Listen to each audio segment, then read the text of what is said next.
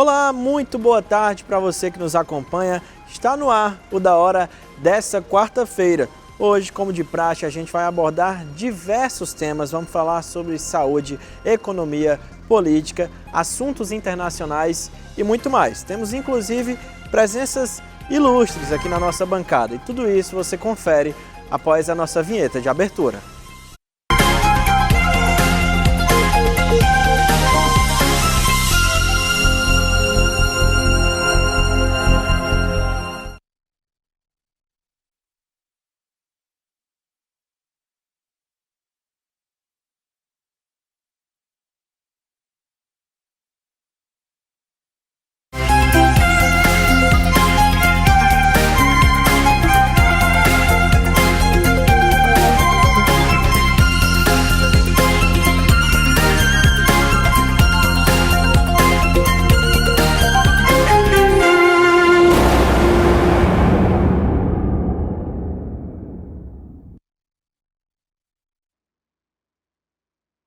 Olá, gente, sejam todos muito bem-vindos novamente. Da Hora dessa quarta está começando, como você está vendo aqui, bancada completa. O Erivardo Silva está aqui hoje para me ajudar a tocar o programa. O prefeito de Mombaça, Orlando Filho, também está aqui conosco. Seja muito bem-vindo, prefeito. Obrigado, seja muito bem-vindo, Erivardo. E como de praxe, toda semana está aqui conosco também o doutor Djalma. Tudo bem, doutor Djalma? Tudo bem, uma alegria participar do programa com esses ilustres convidados. É isso, daqui a pouquinho a gente vai falar de política, claro, abordar com o prefeito, com o doutor Djalma. O Erivardo também vai auxiliar, porque agora a gente fala das datas comemorativas. Hoje, quarta-feira, dia 12 de abril, comemora-se o Dia Nacional do Humorista, o Dia Internacional do Voo Espacial Tripulado e o Dia do Obstetra. O médico obstetra é o que acompanha a saúde da mãe e do bebê durante todo o processo da gravidez, ajudando a prevenir e tratar eventuais problemas de saúde para qualquer um dos dois. E antes da gente abordar aqui os nossos temas de praxe, você vai conferir o balanço de chuvas para hoje e para os próximos dias aqui no estado. Olá! De acordo com o balanço parcial, houve uma redução de chuva sobre o estado. Apenas 15 municípios registraram chuva no intervalo das 7 da manhã de terça-feira até as 7 da manhã desta quarta-feira. O maior acumulado foi de 23 milímetros no município de Itapiúna. A previsão indica chuvas apenas no noroeste do estado, ficando restrita nas macro-regiões do litoral norte, do litoral do Pecém e na Ibiapaba durante o período da tarde e início da noite de hoje. Nas demais macro-regiões é esperada apenas a condição de nebulosidade variável. Essa tendência é esperada também para amanhã, quinta-feira. Já na sexta-feira é esperado o aumento de chuva em todo o centro-norte do estado, durante o período da madrugada, manhã e tarde. Essa tendência deve continuar ao longo de toda a sexta-feira. É esperado também alguns acumulados de chuva também ao período da noite. O motivo dessas chuvas se deve à proximidade da zona de convergência intertropical. Siga acompanhando a gente nas redes sociais, baixe o aplicativo Funsemi Tempo e acesse o site funsemi.br. E nessa semana, Mônica Baltonado volta ao Brasil com um objetivo bem claro, bem diferente: convencer setores da esquerda e do governo Lula de que o atual regime sandinista, capitaneado por seu ex-aliado Daniel Ortega, é uma ditadura tão violenta ou até pior que a de Somoza. Doutor Djalma, o senhor queria comentar esse assunto? Isso é um tema realmente interessante, porque essa senhora que veio aqui, ela foi uma guerrilheira. Ela colaborou para a implantação desse modelo de governança na Nicarágua. E ela está clamando para que o governo brasileiro, que as autoridades brasileiras, reconheçam que ali está implantada uma ditadura, assim como está implantada uma ditadura também aqui na Venezuela. O que é importante é que as pessoas saibam fazer uma avaliação isenta. Por exemplo, reconhecer que há excesso, que há um prejuízo à democracia nesses países em que a liberdade de expressão não é assegurada. Aí, por outro lado, você tem aqui no Brasil o ex-presidente Bolsonaro, ele exaltava o coronel Ustra, não queria reconhecer os erros e as atrocidades que aquele militar tinha cometido. Nós temos que ter respeito às opiniões contrárias, mas temos que reconhecer aquilo que a história comprova como fato inequívoco. É isso, doutor Djalma. E para quem está em casa, você deve saber que, infelizmente, nas últimas semanas aqui no nosso país, aquelas práticas de tentativas de chacinas nas escolas têm se tornado cada vez mais comuns. E o prefeito João Rodrigues mostra como será o esquema de segurança nas escolas de Chapecó.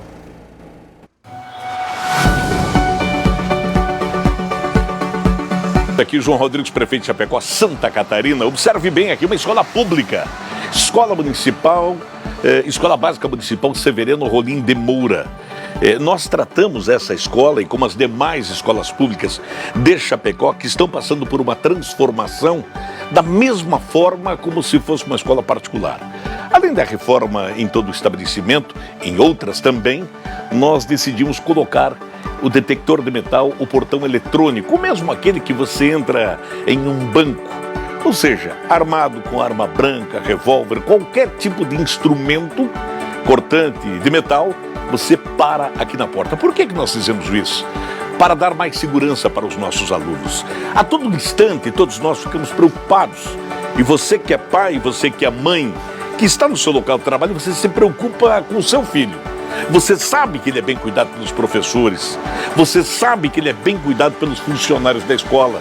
Mas aquele medo, com tantas tragédias que já ocorreram pelo país afora, nós tomamos uma decisão.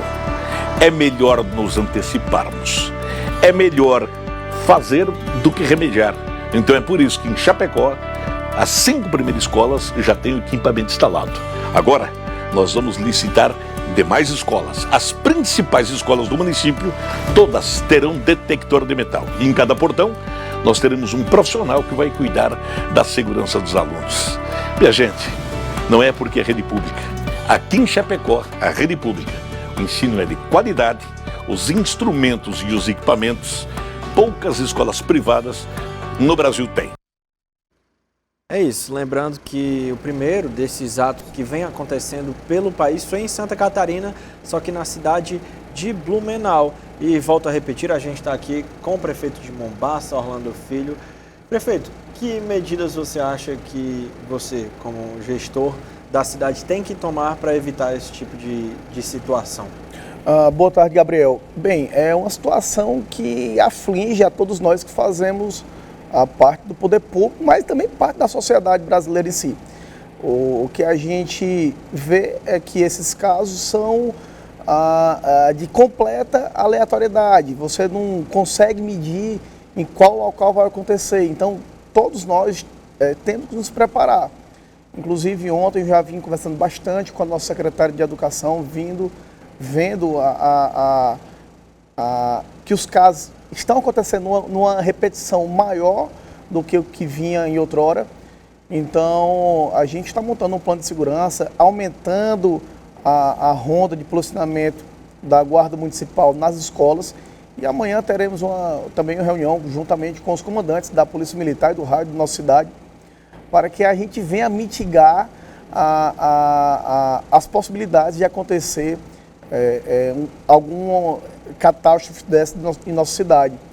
O que a gente percebe também é que o caso que aconteceu em Santa Catarina, não foi em São Paulo, o criminoso pulou o muro da escola.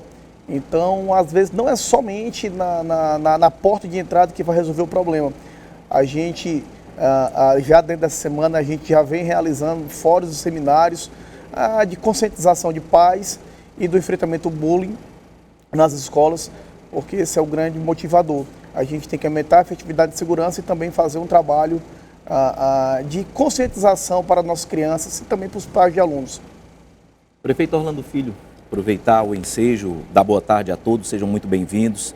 Uma honra estar aqui nessa bancada TV União e aproveitar também e cumprimentar o doutor Djalma, que sempre está aqui nos agraciando com seu conhecimento, principalmente na área jurídica, que tanto nos enaltece e leva a você, amigo telespectador, informação de qualidade, com credibilidade, que esse é o padrão aqui da nossa TV União. Sejam todos muito bem-vindos. Prefeito Orlando Filho, ainda pegando essa deixa, seja muito bem-vindo à TV União. Obrigado. Isso aqui conosco no Da Hora, e pegando essa deixa desse momento que nós vivemos no Brasil, dessa situação em que nós vivenciamos. O senhor bem colocou a questão da cultura de paz, como foi colocado lá em Santa Catarina, Blumenau, não é isso, Gabriel? A pessoa pulou o muro. Então, não tem como você pautar qual escola, né? Você colocar a porta, a gente viu o prefeito de Chapecó colocando a situação, bacana, é preciso trabalhar a educação, mas é preciso também trabalhar essa implantação dessa cultura de paz. Aí, quais medidas mais o senhor está tendo, assim, a cautela e o cuidado já de adotar para o município se preparar para esse momento tão drástico que nós vivemos? Bem, Arivaldo, assim, a gente entra com esses fóruns e seminários de conscientização contra o bullying, que é o grande motivador de ataques que acontecem tanto no Brasil como fora do país. E tem que ter um aumento no efetivo policial, um aumento de segurança nas escolas com o policial na porta, para que a gente venha a mitigar a chance de ter um evento desse na nossa cidade. Então, eu acho que parte daí é um reforço policial somado no trabalho de conscientização. Eu acho que esse é o que pega, esse é o mote que a gente consegue diminuir a chance de acontecer. Evidentemente, eu não sou um especialista em segurança pública. Amanhã a gente vai ter a nossa reunião com o comandante do raio, o comandante da Polícia Militar de nossa cidade, que é para eles que são os especialistas, que eles passam o que há de mais moderno, de mais eficaz no combate a esses ataques. Doutor Djalma, o senhor que fala sobre a parte jurídica, muito se fala que esses ataques são coordenados pela internet, por WhatsApp, pelas redes sociais, por grupos de pessoas que são fanáticos, infelizmente, que fazem esse tipo de... A chamada Dark Web, Exatamente, né? Cometem esse tipo de crime. A questão jurídica a respeito da internet já melhorou muito, evoluiu, mas ainda creio que precisa melhorar bastante. Como é que o senhor avalia essa questão criminal em relação à internet? Olha, em primeiro lugar, se trata de uma sociedade doente, uma patologia inimaginável. Você admitir uma pessoa ingressar numa escola e matar crianças inocentes com as quais nunca teve contato algum, isso é uma situação de verdadeira coisa de animal, de selvageria. É uma sociedade doente que precisa ser tratada sob vários aspectos. Aspecto policial, realmente, a segurança é fundamental, mas aí eu já queria dar uma sugestão para o prefeito, que foi muito bem avaliado em 2021, o segundo prefeito mais bem avaliado do estado do Ceará. Então, prefeito, nós poderíamos fazer uma grande, verdadeira revolução de mentalidade, disseminando valores na educação. Quais seriam esses valores básicos para a contenção desse impulso de agredir, de matar, de provocar violência no outro? Primeiro, a justiça como virtude.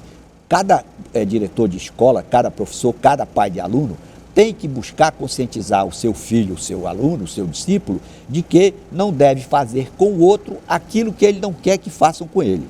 Se nós conseguirmos sedimentar isso na cabeça de cada pessoa, na infância ainda, nós vamos conter ou diminuir essa periculosidade.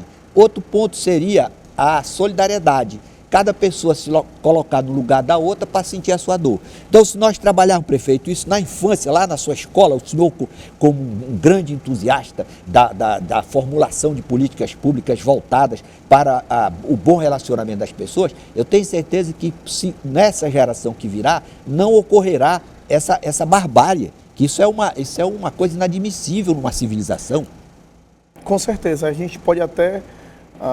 pegando um gancho das suas palavras, doutor Djalma, a fé cristã e também a moral cristã, ela ensina muito disso, né? Amar o próximo como a si mesmo, o respeito, a empatia, a solidariedade. Então, resgatar esses valores que é a nossa parte. Eu vi que na primeira pergunta que o Gabriel fez a ti, comentava da situação da Nicarágua, e a gente vê aquele país com os direitos de vir usurpados, mas além disso, uma criminalização da Igreja Católica, prendendo padres. Então, é uma situação totalmente caótica, que nada de bom você consegue esperar de um país, de uma sociedade, daquele país, visto que você tem as suas as suas características, a sua moral, a sua base fundamental sendo quebrada, e também com os direitos políticos usurpados, liberdade de expressão, enfim, uma situação realmente caótica. Então, fugir um pouco do tema, mas a nossa fundação, o nosso mito fundador é a moral cristã. Então, com certeza, a religião tem um papel fundamental nesse aspecto dessa violência das escolas. Eu gostaria até de aproveitar, já que o prefeito Orlando Filho colocou essa questão dos valores cristãos, também dessa conscientização, saindo agora da Nicarágua, vamos puxar aqui para o nosso Ceará, não é? Eu vou voltar aqui para o nosso Ceará. Prefeito, lá você em Mombaça também tem feito um trabalho na questão da agricultura familiar, que também resgata esses valores, que valoriza essa união da família, o trabalho da família, principalmente a vida do homem do campo, não é isso? Exatamente. Só dando um puxadinho aqui, Erivardo, eu venho da iniciativa privada, e o que me motivou a entrar na vida pública era ver a nossa cidade dependendo economicamente, meu amigo doutor Djalma, de aposentadoria, dependendo de auxílios governamentais e da prefeitura como principal geradora de empregos. Então, isso para a gente que vem do meio privado é quase que uma agressão. Então, esse foi o grande motivador para mim estar entrando na vida pública. Eu disputei minha primeira eleição no ano de 2020. Fomos exitosos e nós vimos na agricultura o grande gerador de empregos que a gente precisava. A gente tem uma população onde a maior profissão, que tem mais pessoas trabalhando é na agricultura. Então, se a gente valorizasse o campo, a gente conseguiria acertar. Então, a gente vem, Erivardo, com o nosso mel. Mombaça, na década passada, foi conhecida como a princesinha do mel, por sua grande produção. E a gente tem que entender também que quanto mais regional uma coisa mais potencial internacional ela tem. Então, o mel ele depende muito da floração. E a caatinga, que é o nosso bioma natural, é um bioma que tem somente no Nordeste brasileiro. Então, a gente tem um mel único no mundo. Eu acho que ele é o melhor mel do mundo. Mas se não for o melhor, ele é único. Quando você vai na França, naquelas pequenas vinícolas que fazem vinhos caríssimos, são vinhos bons, excelentes, são.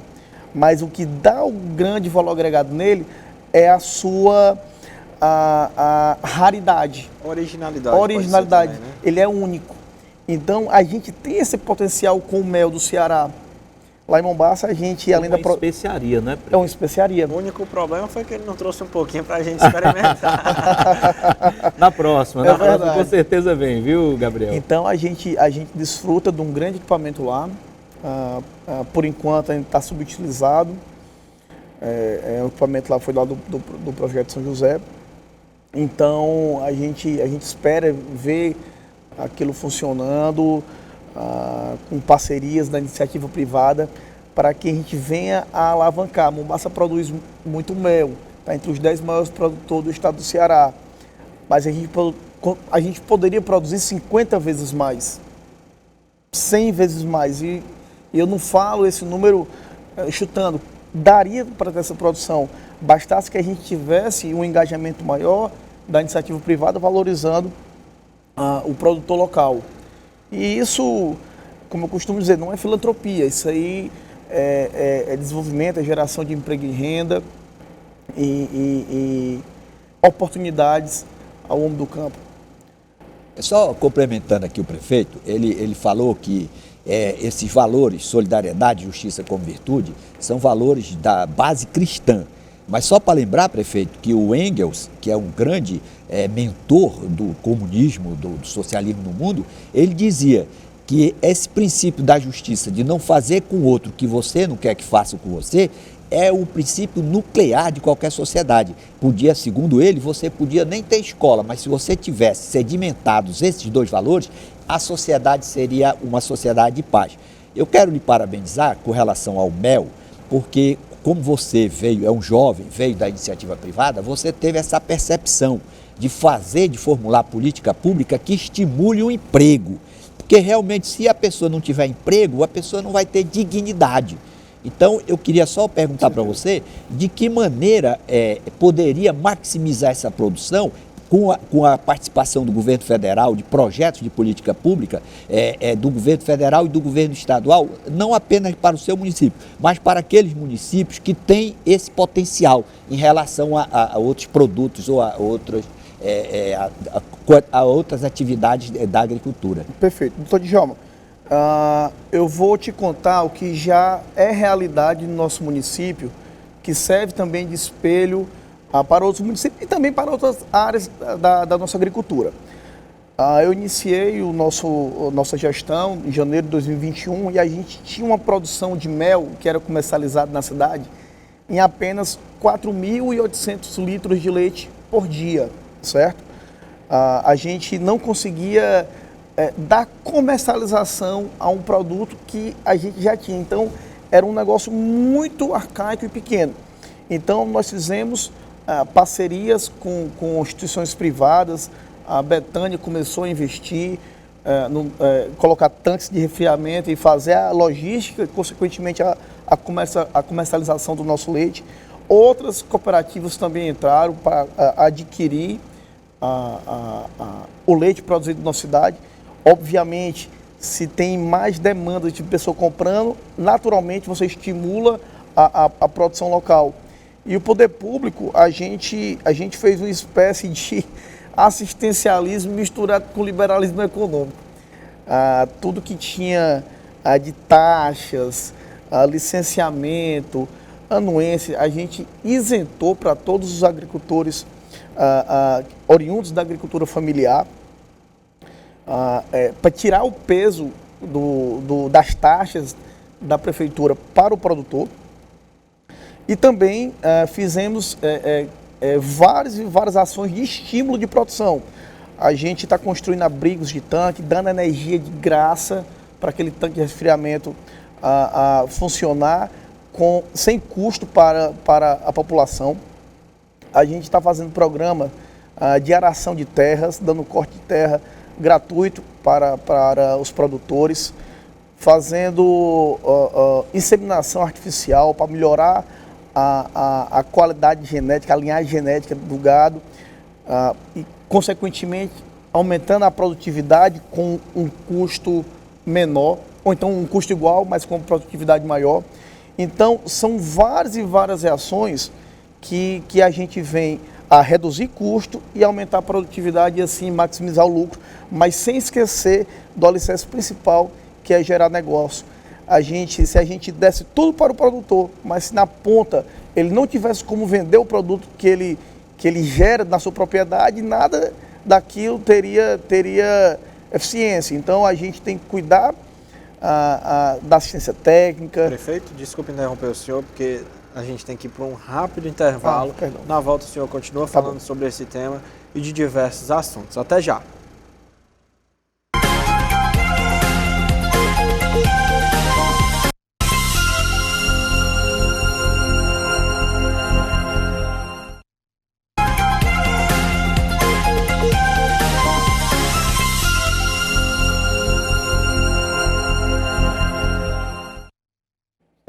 Volta com o da hora dessa quarta-feira.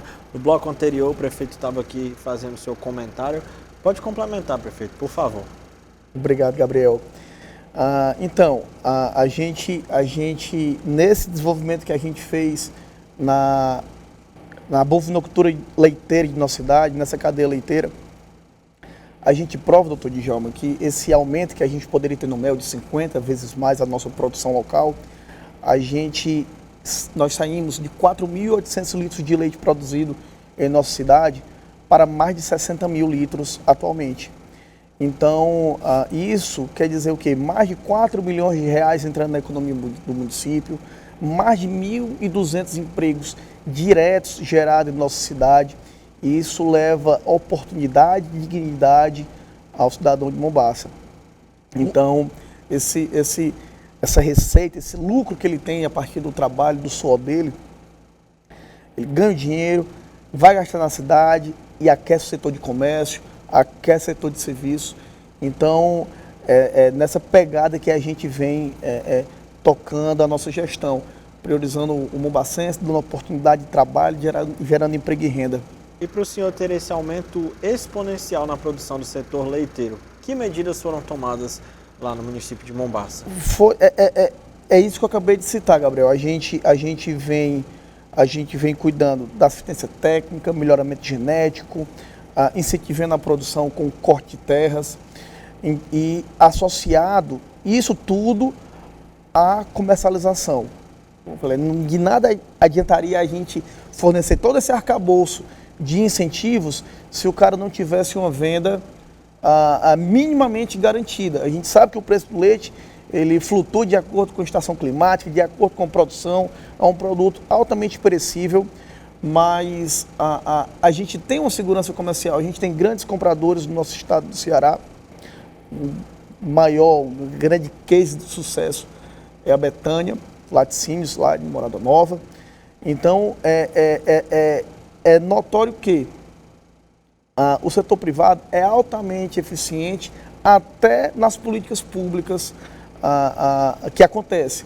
Então, se a gente tivesse outros grandes players, tanto nesse setor como também em outros setores, com certeza a gente teria um agronegócio do interior cearense bastante eficiente, bastante eficaz, porque o cearense é inteligente, é trabalhador e é aconchegante, né? Então, a gente tem essa diferenciação de nordestino e de cearense. Prefeito, você falou aí que uma das providências que a sua administração adotou foi reduzir custo, concedendo isenções, liberando as onerações daqueles produtores. Até que ponto é difícil equilibrar o orçamento, ou até que ponto é difícil conceder isenções para atividades ainda que essenciais, como essa lá do seu município? Doutor Djalma, primeiro, se você concede uma isenção fiscal daquilo que você não teria receita, você também não tem um prejuízo tão significativo. A gente não tinha essa produção antes da gente dar essa isenção fiscal do licenciamento. A prefeitura, se tivesse cobrado o valor cheio, tal, poderia ter arrecadado alguma quantia de dinheiro? Poderia.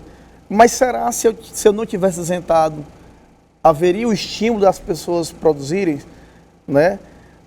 Sim, mas se sim, até que ponto? Então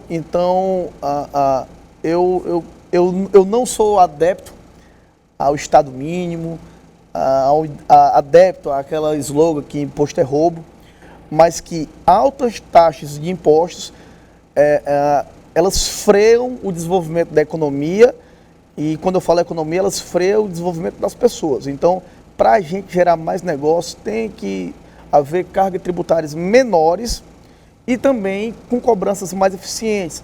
Eu fui em Brasília agora na marcha dos vereadores, dos prefeitos, e estava em pauta tanto o novo pacto federativo para haver uma melhor redistribuição dos impostos cobrados do Brasil, como também a nova reforma tributária, que visa dar mais eficiência e equidade na cobrança do imposto. Estão falando já em cobrar imposto de embarcações, de aeronaves, e eu concordo com essa cobrança, porque, mas não vai usar a estrada, mas existe torre de controle, existe órgãos que fiscalizam esses setores, e tudo isso é dinheiro público. Então, eu acho justo que se cobre impostos de aeronaves, de navios, mas eu também defendo que o IPVA para carros e motos também sejam menores. Então, em si, eu acho que deveria haver um melhor sistema de cobrança de imposto. Saber gerir, né? Saber cobrar melhor para que a gente não inviabilize a vida de uns e benefício de outros. E até com isso acaba bloqueando o crescimento, o potencial de crescimento que tem do município. Exatamente. Eu pegar essa deixa da sua fala, prefeito, e como muito bem colocou o doutor Djalma, eu tive recentemente, Gabriel, em Mombaça, inclusive a gente colheu lá um material conhecendo o município e um pouco dessa questão da bacia leiteira, do potencial de produtividade do mel. E nós acompanhamos que em alguns desses tanques de resfriamento já não comportam a capacidade de produtividade do leite que a cidade está produzindo. Quando o senhor bem enfatiza aqui, prefeito Orlando Filho, a questão de isentar lá, a prefeitura ela é quem arca com a eletricidade, com a parte elétrica, para que o pequeno produtor realmente ele tenha esse fôlego para continuar com essa produção. Mas aí o senhor também ainda seguindo, como o doutor Djalma bem colocou, essa contramão do crescimento, de tirar imposto, enquanto que a gente vai vendo no governo, na prefeitura, em algumas situações sendo criadas taxas, impostos. Como a taxa do lixo, por exemplo. Taxa do lixo, né? Que nós vemos aqui Fortalezense, já é uma situação, já sabe quanto é que vai pagar, Gabriel? Ainda não, mas já vi alguns comércios conhecidos que vão pagar até mais de R$600. Exatamente. E isso acaba sendo um desincentivo ao crescimento, ao fortalecimento do comércio, desses investimentos que geram emprego, trabalho, renda. Mas o senhor também tem um processo que você está fazendo lá em Mombaça, prefeito, que é a questão do Bolsa Trabalho, não é isso? O senhor poderia nos falar um pouquinho a respeito de mais esse...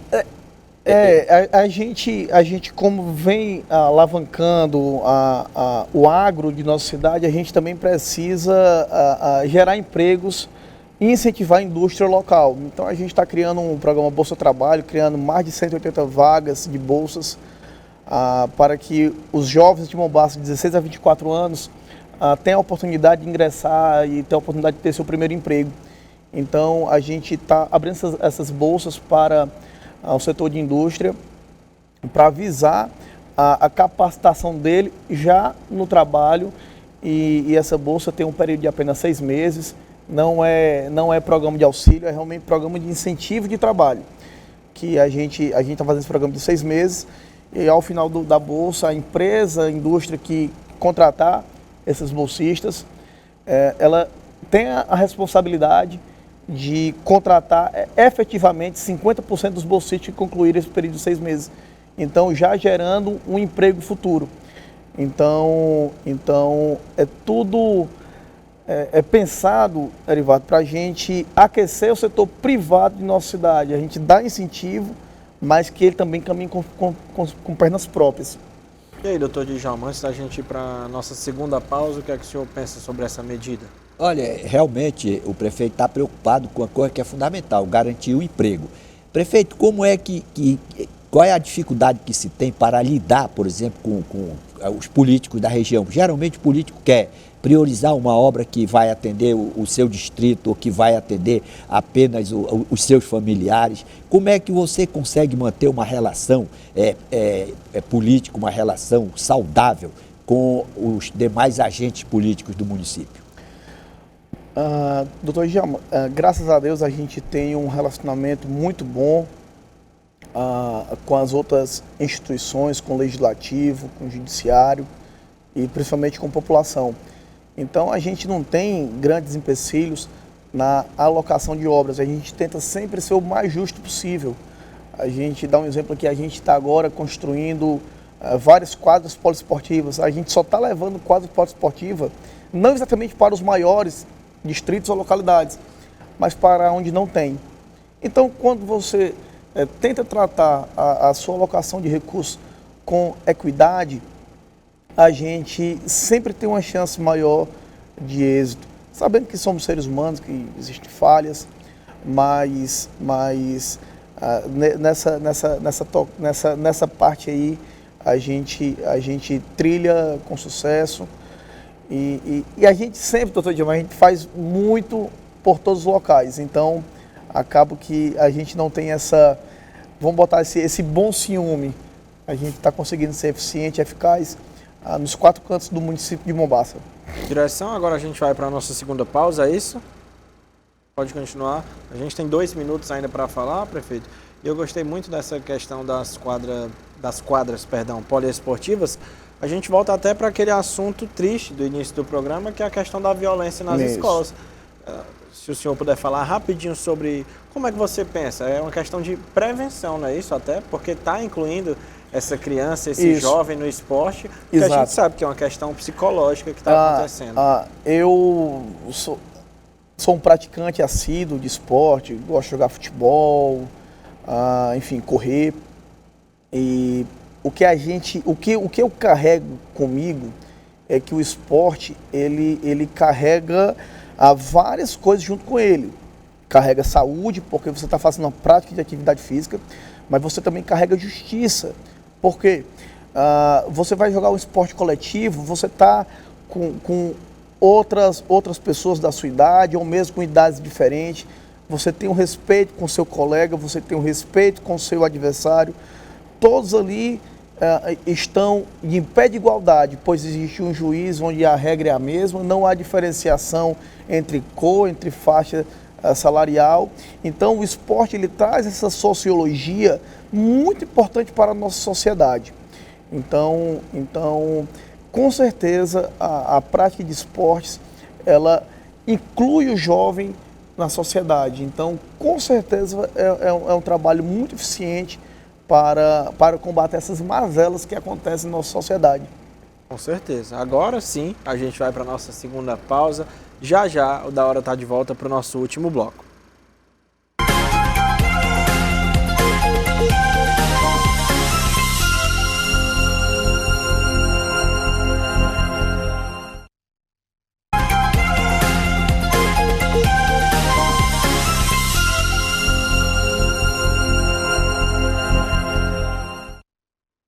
Estamos de volta para o último bloco. Quando o assunto é bom, acho que passa muito rápido. Estamos com o Dr. Djalma, com o prefeito Orlando Filho, com o Erivardo. E nesse último bloco a gente vai continuar abordando esses temas, né, Erivardo? São temas bem interessantes. Eu queria até aproveitar, fazer aqui uma pergunta rapidinha aqui para o prefeito Orlando Filho, que depois o Dr. Djalma pode me ajudar complementando com a parte tributária. Prefeito, a cada quantos litros de leite se gera um emprego em Mombaça?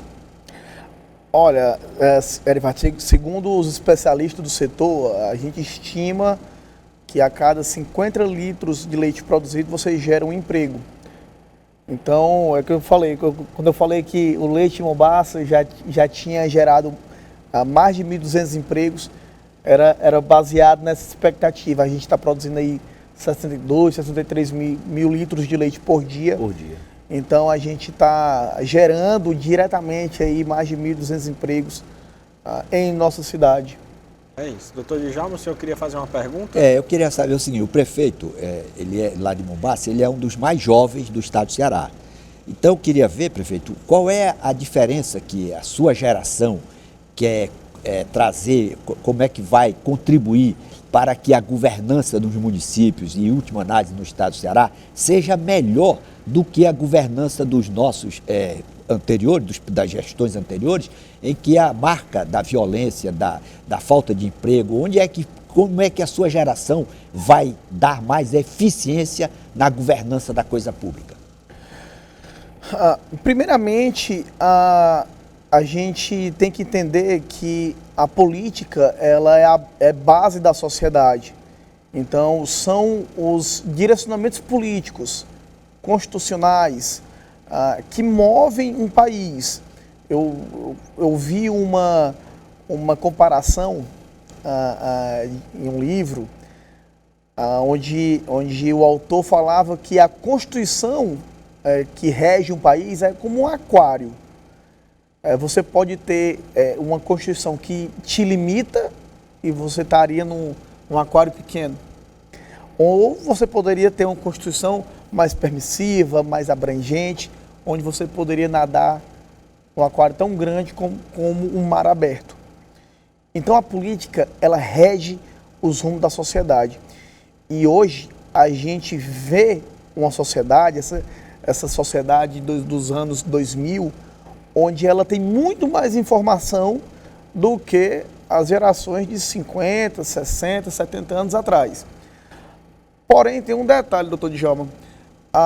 Apesar dessa nova geração ter mais informação, ela tem menos formação. Então, a partir do momento que a gente associar esse excesso de informações que a gente tem, que a gente busque sempre conteúdos de qualidade, tentando aprender com os melhores. Hoje a gente tem uma gama muito fácil na internet de bons conteúdos. Entendendo que a política é base da sociedade, entendendo que a gente precisa se informar, mas além de se informar, também de se formar, que eu falo não no sentido de ter um nível superior completo, eu falo formar, é te formar como cidadão, como brasileiro, antes de ter a sua formação profissional. Você entender que nós somos o futuro do país. E você ter a informação correta, ter uma boa formação, ter um coração bom, com certeza a gente consegue mudar o país e rápido. Porque basta a gente apontar no caminho certo, que a gente trilha um caminho de sucesso, um caminho onde, se Deus quiser, o Brasil consiga chegar a ser um país de primeiro mundo aí nas próximas décadas. Basta políticas corretas, votar corretamente, acordos comerciais corretos, acordos políticos corretos, e assim, eu não tenho dúvidas que o Brasil é um país do futuro. Desde lá de Dom João VI, quando trouxe a corte portuguesa para o Brasil, quando disse que aqui na América era o novo mundo, a gente continua sendo o novo mundo, a gente continua sendo um país do futuro, temos riquezas naturais, temos pessoas maravilhosas, precisamos apenas de rumos políticos corretos, rumos que dêem mais oportunidades, que coloquem o setor produtivo no centro da desenvolvimento deste país, desse estado, de nossa cidade, que a gente com certeza vai ter um futuro brilhante pela frente. Qual é o critério, prefeito, para escolher bons secretários? Na sua administração, por exemplo? Ser da área e ser ideologicamente alinhado com o gestor da pasta. De nada serve você ter apenas uma das duas, tem que ter as duas. Tem que ser alinhado ideologicamente, politicamente com aquela pessoa que te nomeia, como também ser capacitado, ser da área, ter uma boa interlocução com as pessoas, conseguir passar as mensagens corretas, conseguir implantar políticas públicas corretas e assim a gente ter resultados exitosos. Eu gosto de pegar casos triviais, onde eu cito, quando o Bolsonaro foi eleito presidente, ele convidou o juiz Sérgio Moro para ser ministro da Justiça do Brasil, e naquele momento você não teria nome melhor do que o Moro, altamente capacitado, um cara cheio de boas intenções, a gente julga de fora, né? A gente como espectador. E só que naquele meio do caminho, você vê que o Moro ele era contra o porte de armas para civis. Tanto que ele pegou vários embates com o Bolsonaro na época. E aquela é uma política clara do presidente. Então, se o cara assume o ministério daquela pasta, ele tinha que estar alinhado ideologicamente. Então, como não estava, entraria em conflito. Então, eu estou pegando um caso onde apenas o cara capacitado, a pessoa boa e tal, não adianta, tem que ser alinhado politicamente, tem que ser da área, tem que ser capacitado tecnicamente, e assim a gente constrói. Tem que ter corpo e alma. Tem que ter corpo e alma. Se tiver só alma não funciona, se tiver só corpo não funciona.